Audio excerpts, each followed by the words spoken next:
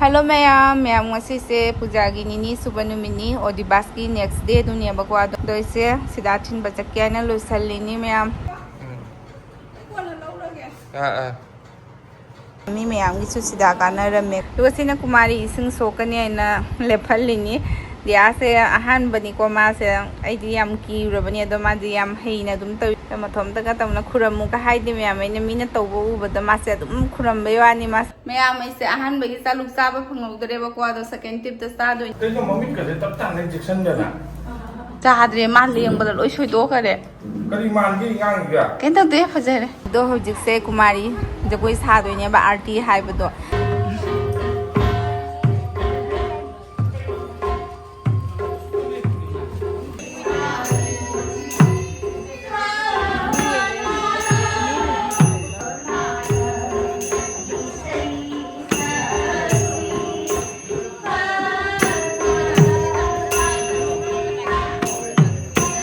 jagoi saba mana pam basidi kari hai rani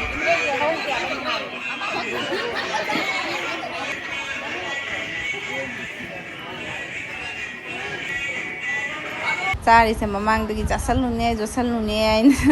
launari ni mama punamak se mamang se da pham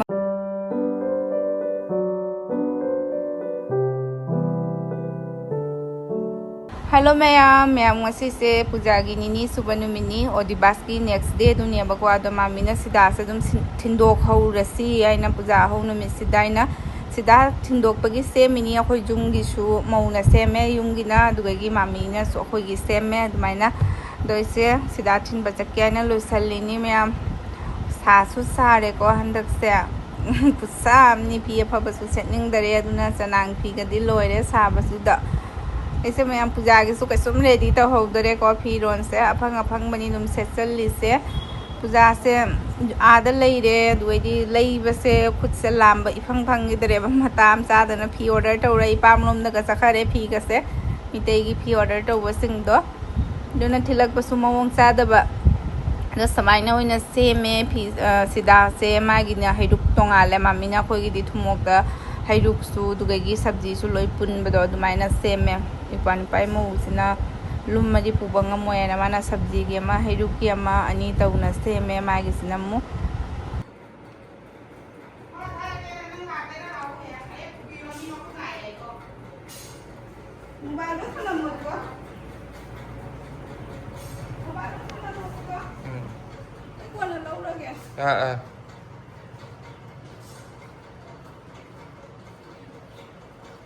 Sida se me ami me am gisu sida kana rame ko dum mami se am ngan sida thining ya ba koi gi ne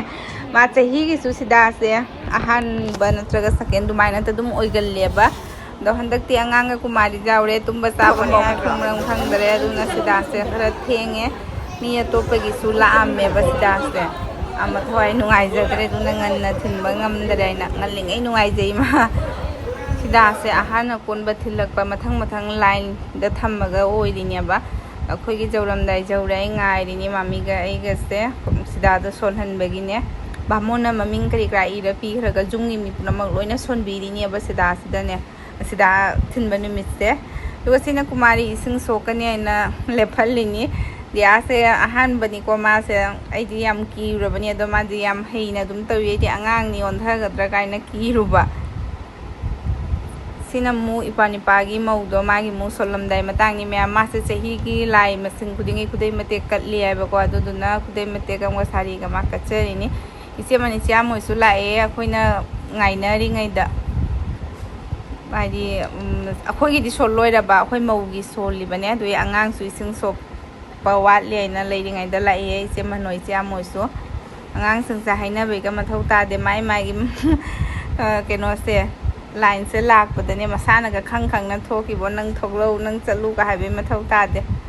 ma thom ta ka tamna khuramu ka haidi me amai na mina tawbo u bada ma se dum khuram be wani ma su mi taw yain taw wi nya ba mi ma taw tam ba hei ba se hoji kan se angang punamang ni da kana mama pa na ka hairu de ama loi raga ma thoga khuram ga thokna rei moi sung se loi na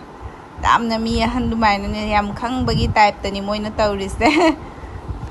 अदुगा ma'am ऐसे दुर्गा इमासे खुरंबा लोइरगा मामीना भामोनगी नारान खुरमुसो आइना काखलैनी खतंग मथा काखलगा लैयबा भामोनगी नारान सिनाने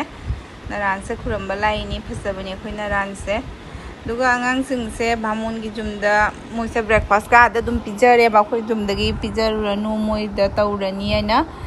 पिजबा बुदि जाये जुमदगी सु अदो निरामिस का लोइ चायबा खैसु nga का दि चाद्रबनिना पिजबदि याय हायबा अदो केनो तौरे भामोनदा ओइना थोंगे ngasiदी मोइदा सेवोइ तौरगा थोंगे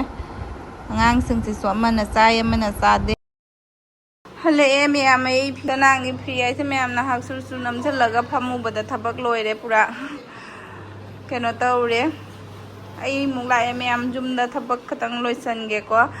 रोजी मुक संगलम्मे पान पाइ मौदो आंगांग सिंगदो मी मंत्र अमा लैत्रगदि यादेबको अदो हरेन नहालैरगा मुक चलनी जुमदा नातंग थबक सुगिगे आई मुक मा मुक थादोगा चा पिथयेबा मा हाना चाथौरोइना मा थारबा मा हाना दो आइना मु आंगांग सिंग पिजना लैरबा भामोनदा दो आई आंगांग चा लोइ हौरेबा मा दो संगोइना थनमे मांगोनदा दुना थोए मैम दियागी फिरोन खरा होंदोंना बपुरा को हापेन ओइना होंदोखलुरगे फनेक तो लांगे मी पुनम होंदोंना बदुदा होंदोगे आइना मासु निंगाइ तौरे को अदुना फी पुरगे चले मागे मु मांदोप चलगे मैम मांदोप तो ओइना फंगनरसी आंगांग मैमसिना पुल्लगा लमहेनबगी चांगसे तविसे ngobase moi nungthangda tumbagi mampaktunebako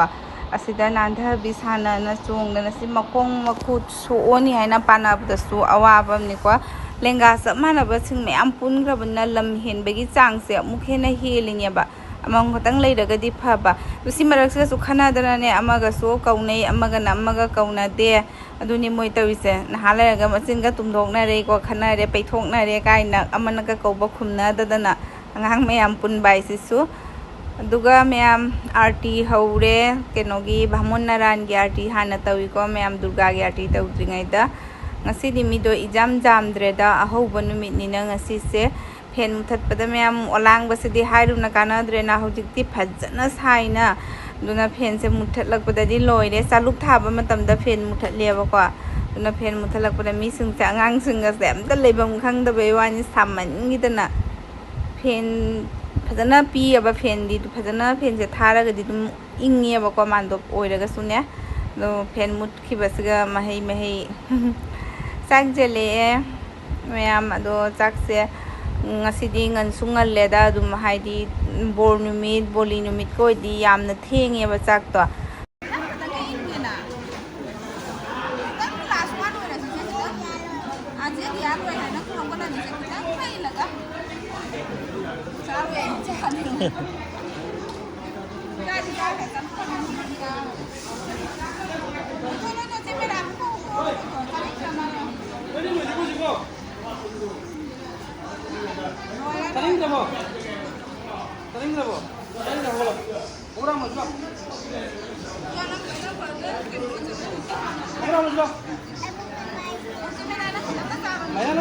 ma'am ऐसे अहन बगी चालुक चाबा फंगौदरेबको अदो सेकेंड टिप ता चादोइनी जुमदा फी खरा फौरमबा दु मामिना अमता अकंगबा सिंग दो पुसलगा अचोटबा सिंग दो फौरम वाइना ओक्तना थौरी से थनमबा हदि मथकता फौदरेबा कोइसे चथोक सिन तौदो मु लथो लोसिन द वारनेना दु लाइनी चेलैनी मरक सिदा मु फी मैम से अकंगबने लोसलमगा अचोटबा मु फौरमिनेबा मिसिन मनुंग दुम हापगा थनमबा मामिना मैम सिंगा सेकेंड टिप निको मामी गई से चाबा फंगौदरे मामीना दिया होना लैरे दुगा सिजिताई मसागा चे संगीतागी मसा नुपीगा मोइसना ममा लाक्तेबको तो एंगोना लागा निने मोसु चानी है तो मोइबानी ओइना फमन बिरे अहानबदा मोइबानी तो मी अहन जाउद्रगदि नुंगाइतेनाको मथेन से ngasiदी इजाम जामद्रे मैम बोनुमिते यामी यामना मथेनदी कुप सिराप से पिथो मैम दिया से लोग खुगले मफी मरवन सेपी गाइना पूरा लाइनी अनि से नुंथिन सिदा तुम हलु रोइना तुम पूरा गा लाए बतुगैदी तन हौरगा पिजा बिरे पूरी कइनो मम्मी कदे तब ताने इंजेक्शन देना चाद्रे मा लेंबदा लोइ सोइदो करे करी मानगी गांगया केन तदे फजरे मसा की बना लोरे नगोना कनाना फजै आइगा फजै पापा फागी तैनी पापा ना फागी तविनी या नन बिबी कुई गाई ꯐꯦꯕꯤꯀ꯭ꯋꯤꯛ ꯇꯨꯅꯤꯅꯦ ꯃꯦꯟ ꯃꯊꯧ ꯇꯥꯔꯤꯁꯦ ꯀꯩꯅꯣꯗ ꯌꯦꯡꯉꯨ ꯃꯆꯤꯟꯗ ꯇꯥꯔꯦ ꯁꯤꯅ ꯅꯨꯡꯊꯤꯟꯒꯤ ꯁꯟꯗꯥ ꯋꯥꯏꯔꯝꯗꯒꯤ ꯁꯟꯗꯥ ꯑꯥꯔꯇꯤꯅꯤꯀꯣ ꯃꯌꯥꯝ ꯃꯥꯟꯗꯣꯞꯇ ꯑꯗꯨꯝ ꯂꯩꯈ꯭ꯔꯒꯁꯨ ꯃꯥꯟꯗꯣꯞꯀꯤ ꯅꯨꯡꯉꯥꯏꯕꯒꯤ ꯃꯍꯥꯎꯁꯨ ꯑꯃꯅꯤꯀꯣ ꯇꯣꯡꯉꯥꯜꯂꯤ ꯑꯩꯈꯣꯏꯒꯤ ꯐꯤ ꯐꯖꯕ ꯑꯐꯕ ꯁꯦꯠꯈ꯭ꯔꯒ ꯇꯥꯎꯟ ꯃꯅꯨꯡꯗ ꯀꯣꯏꯈꯤꯕꯒꯤ ꯃꯅꯨꯡꯉꯥꯏꯅ ꯑꯃꯅꯤ ꯁꯤꯗ ꯂꯩꯕꯒꯤ ꯃꯅꯨꯡꯉꯥꯏꯅ ꯑꯃꯅꯤꯀꯣ ꯑꯗꯣ ꯍꯧꯖꯤꯛꯀꯥꯟꯗꯤ ꯃꯄꯥꯟꯗꯁꯨ ꯀꯣꯏꯅꯤꯡꯗꯔꯦ ꯃꯄꯥꯟꯒꯤ ꯚꯤꯔꯁꯤꯗ ꯀꯣꯏꯗꯣꯏ ꯁꯔꯨꯛꯀꯣ ꯃꯥꯟꯗꯣꯞꯁꯤꯗ ꯅꯨꯡꯉꯥꯏꯅ ꯍꯔꯥꯎꯅ ꯂꯩꯖꯕꯅ ꯐꯔꯦ ꯍꯥꯏꯅ ꯈꯜꯂꯦ ꯍꯥꯏꯗꯤ ꯁꯤꯗ ꯏꯟꯖꯣꯏ ꯇꯧꯅ ꯑꯗꯨꯝ ꯏꯃꯥꯁꯤꯗ ꯁꯦꯕꯥ ꯇꯧꯅ ꯃꯅꯥꯛꯇ ꯑꯗꯨꯝ ꯂꯩꯕꯅ ꯐꯔꯦ ꯍꯥꯏꯅ ꯑꯗꯨꯃꯥꯏꯅ ꯋꯥꯈꯜ ꯅꯨꯡꯉꯥꯏꯕ ꯑꯣꯏꯔꯦꯕ ꯁꯤꯁꯤꯅ ꯑꯗꯣ ꯍꯧꯖꯤꯛꯁꯦ ꯀꯨꯃꯥꯔꯤ ꯖꯒꯣꯏ ꯁꯥꯗꯣꯏꯅꯦꯕ ꯑꯥꯔꯇꯤ ꯍꯥꯏꯕꯗꯣ ꯗꯤꯌꯥꯁꯦ ꯑꯃꯐꯥꯎ ꯇꯝꯍꯧꯗ꯭ꯔꯦꯕ ꯃꯌꯥꯝ ꯇꯝꯍꯧꯗꯕ ꯍꯥꯏꯁꯦ ꯃꯣꯏ ꯖꯒꯣꯏ ꯇꯥꯛꯄꯤꯌꯦꯕ ꯑꯥꯔꯇꯤꯁꯁꯦ ꯑꯣꯖꯥ ꯅꯥꯏꯅ ꯑꯗꯣ ꯗꯤꯌꯥꯁꯦ ꯔꯤꯍꯔꯁꯦꯜ ꯇꯧꯕꯁꯦ ꯅꯪꯍꯧꯗꯔꯦ ꯑꯩꯈꯣꯏꯁꯦ ꯅꯣꯡꯃꯥꯏꯖꯤꯡ ꯅꯨꯃꯤꯠꯁꯤꯗꯒꯤ ꯑꯣꯗꯤꯕꯥꯁꯇꯒꯤ ꯄꯨꯖꯥꯁꯦ ꯍꯧꯋꯤꯅꯦꯕ ꯑꯗꯣ ꯊꯥꯡꯖ ꯅꯨꯡꯊꯤꯟꯗ ꯊꯨꯡꯉꯔꯕꯅꯤꯅ मासे तंबा फंगौदरेबा थांजा नुंधिंगी संदावरमदाइदि मामीना नाहा पुरगा चलुई नोंमखक तम्मगा कैदौनी दो अदो मासे मी सिंगना सारी से उरगा मासु मागी ngamnaba मी सिंगसे मानबा कोट पैवानी उबदा प्रांग ई माई मतौसे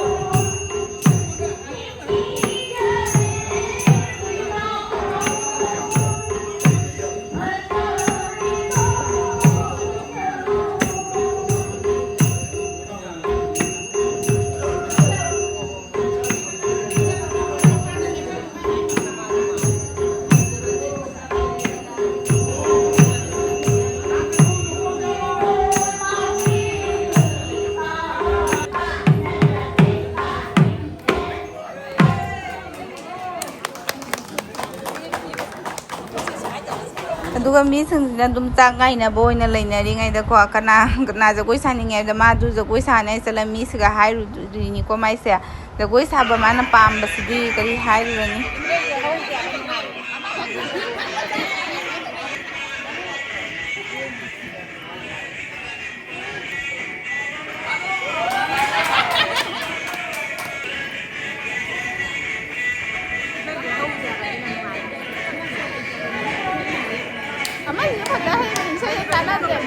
ꯑꯗꯨꯒ ꯃꯥꯏ ꯃꯦꯀꯞꯁꯦ ꯀꯣꯛꯑꯕ ꯀꯣꯛꯇ꯭ꯔꯤꯕ ꯌꯦꯡꯉꯤꯅꯤ ꯁꯤꯁꯤꯅ ꯃꯃꯤꯠꯁꯦ ꯀꯥꯖꯣꯜꯁꯦ ꯆꯣꯠꯊꯔꯛꯑꯦ ꯑꯗꯨ ꯇꯩꯊꯣꯛ ꯋꯥꯏ ꯃꯥꯏꯁꯦ ꯑꯩꯅ ꯋꯥꯏꯐ ꯇꯧꯔꯒ ꯇꯩꯊꯣꯛꯄꯤꯔꯦꯕ ꯑꯗꯣ ꯃꯥ ꯀꯣꯛꯏ ꯀꯣꯛꯇꯦ ꯑꯗꯨꯅꯤꯀꯣ ꯃꯥ ꯇꯧꯔꯤꯁꯦ ꯅꯍꯥꯟ ꯂꯩꯇꯅ ꯃꯤꯡꯁꯦꯟ ꯍꯥꯏꯗꯤ ꯃꯣꯕꯥꯏꯜ ꯀꯦꯃꯦꯔꯥ ꯑꯣꯟ ꯇꯧ ꯋꯥꯏ ꯌꯦꯡꯒꯦ ꯃꯥꯒꯤ ꯃꯃꯥꯏꯁꯦ ꯃꯨꯔꯤꯕ ꯂꯪꯉꯤꯕ ꯍꯥꯏꯅ ꯆꯥꯛ ꯉꯥꯏꯅꯔꯤꯅꯤꯀꯣ ꯃꯌꯥꯝ ꯃꯤꯁꯤꯡꯁꯦ ꯑꯗꯣ ꯃꯤꯗꯤ ꯏꯖꯥꯝ ꯖꯥꯝꯗ꯭ꯔꯦꯗ ꯉꯁꯤ ꯉꯥꯏꯅꯔꯤꯁꯦ ꯀꯔꯤꯒꯤꯅꯣ ꯍꯥꯏꯗꯤ ꯅꯨꯡꯗꯥꯡꯁꯤꯗꯤ ꯀꯨꯃꯥꯔꯤꯒꯤ ꯃꯃꯥ ꯂꯥꯏ ꯁꯦꯕꯥ ꯇꯧꯔꯤꯕ ꯑꯗꯩ ꯁꯦꯕꯥꯔꯤꯁꯤꯡ ꯑꯗꯩꯗꯤ ꯕꯥꯃꯣꯟ ꯂꯥꯏ ꯁꯦꯕꯥ ꯇꯧꯔꯤꯗꯣ ꯑꯗꯨ ꯈꯛꯇꯅꯦꯕ ꯑꯣꯏꯔꯤꯁꯦ ꯌꯨꯝꯕꯨꯒ ꯅꯨꯡꯗꯥꯡꯗꯗꯤ ꯃꯤ ꯈꯨꯟꯒꯤ ꯃꯤ ꯌꯥꯎꯗꯦꯕꯀꯣ ꯑꯌꯥꯝꯕ ꯑꯗꯣ ꯁꯤ ꯑꯉꯥꯡꯁꯤꯡꯁꯦ ꯖꯥꯝꯃꯟꯈꯤꯅꯅꯦ ꯖꯥꯝꯕꯁꯤꯗꯀꯣ ꯈꯟꯅꯕꯁꯤꯗ ꯎꯄꯥꯏ ꯂꯩꯇꯗꯅ ꯑꯃꯅ ꯇꯧꯔꯤꯁꯦ ꯌꯣꯒꯥ ꯇꯧꯍꯜꯂꯦ ꯀꯅꯥ ꯌꯣꯒꯥ ꯇꯧꯕ ꯉꯝꯃꯤ ꯀꯩꯗꯧꯔꯦꯅ ꯃꯥꯏ ꯑꯉꯝꯕꯅꯤ ꯄꯨꯊꯣꯛꯑꯒ ꯇꯧꯅꯔꯤꯁꯦ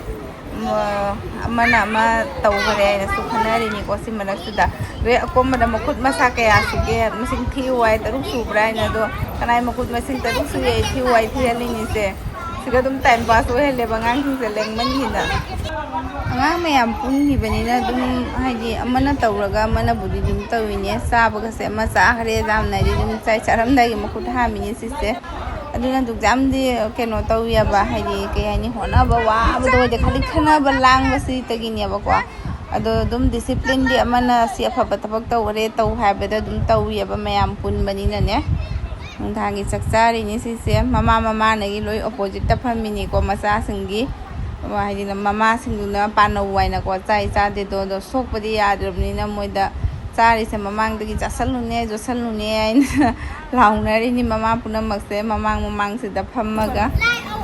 ꯁꯤꯅ ꯑꯃꯨꯛ ꯆꯥꯛꯆꯥ ꯂꯣꯏꯔꯒ ꯑꯩꯈꯣꯏꯅ ꯈꯨꯠ ꯍꯥꯝꯗꯣꯛꯅꯔꯤꯉꯩꯗ ꯃꯃꯥꯒꯩꯒ ꯈꯨꯠ ꯍꯥꯝꯍꯧꯔꯤꯕ ꯃꯣꯏꯕꯥꯅꯤꯁꯦ ꯍꯥꯝ ꯂꯣꯏꯔꯒ ꯊꯥꯈꯤꯕ ꯑꯗꯣ ꯊꯦꯡꯖꯟꯅ ꯇꯧꯔꯤꯁꯦ ꯃꯨꯛꯁꯦ ꯃꯤꯒ ꯃꯈꯣꯡ ꯂꯧꯁꯜꯂꯦ ꯃꯤꯅ ꯇꯨꯔꯨꯔꯦ ꯑꯗꯨꯗꯒꯤ ꯀꯦꯃꯦꯔꯥꯒ ꯄꯨꯊꯣꯛꯑ ꯀꯥꯞ ꯂꯩꯔꯝꯃꯤꯅꯤꯁꯦ ꯗꯤꯌꯥꯅ ꯑꯩꯉꯣꯟꯗ ꯀꯦꯃꯦꯔꯥ ꯀꯥꯞꯄꯨ ꯍꯥꯏ ꯃꯣꯕꯥꯏꯜ ꯀꯦꯃꯦꯔꯥꯗꯣ ꯑꯣꯟ ꯇꯧꯔꯒ ꯄꯤꯔꯛꯏꯕ ꯅꯨꯕꯤ ꯅꯥꯔꯤꯁꯦ ꯃꯣꯕꯥꯏꯜ ꯀꯦꯃꯦꯔꯥ ꯀꯥꯞꯄꯨ ꯍꯥꯏ ꯃꯥꯁꯤ ꯅꯨꯡꯉꯥꯏꯖꯗ꯭ꯔꯤ ꯄꯣꯠꯅꯤ ꯃꯥ ꯅꯥꯔꯦ ꯑꯩꯅ ꯃꯥ ꯋꯥꯈꯜ ꯅꯨꯡꯉꯥꯏꯇꯕꯅ ꯂꯣꯏ ꯀ ꯍꯥꯏ ꯅꯨꯕꯤ ꯅꯥꯏ ꯑꯩꯅ ꯁꯤꯅ ꯑꯃꯨꯛ ꯇꯨꯝꯃꯝꯗꯥꯏꯒꯤ ꯐꯕꯨꯡ ꯊꯥꯒꯦ ꯑꯩꯅ ꯁꯦꯝꯕ ꯍꯧꯒꯠꯅꯔꯤꯅꯤ ꯃꯝꯄꯥꯛꯁꯦ ꯊꯥꯗꯣꯔꯤꯅꯤꯅ ꯄꯔꯦꯡ ꯁꯥꯅ ꯑꯗꯨꯒ ꯁꯨꯃꯥꯏꯅ ꯇꯨꯝꯍꯜꯂꯤꯅꯦꯕ ꯄꯔꯦꯡ ꯁꯥꯅ ꯀꯥꯍꯟꯈꯜꯂꯒꯅꯦ ꯑꯉꯥꯡꯁꯤꯡꯁꯦ ꯇꯧꯔꯤꯁꯦ ꯑꯃꯨꯛ ꯂꯥꯡꯗꯅ ꯁꯤꯗ ꯑꯥꯔꯇꯤꯁꯨ ꯇꯧꯔꯤꯑꯕ ꯊꯦꯡꯉꯒ ꯑꯥꯔꯇꯤ ꯑꯃ ꯂꯩ ꯍꯥꯏꯅꯅꯦ ꯑꯥꯔꯇꯤꯁꯨ ꯇꯧꯔꯤꯕ ꯑꯉꯥꯡꯁꯤꯡꯁꯦ ꯑꯃꯐꯥꯎ ꯇꯨꯝꯗ꯭ꯔꯦ ꯑꯗꯨ ꯗꯤꯌꯥꯁꯤꯗꯤ ꯑꯩꯅ ꯁꯨꯃꯥꯏꯅ ꯀꯣꯟꯁꯤꯜꯂꯒ ꯊꯝꯃꯦꯀꯣ ꯑꯗꯨ ꯑꯩ ꯑꯗꯨꯝ ꯇꯨꯝꯊꯈ꯭ꯔꯦ ꯃꯥ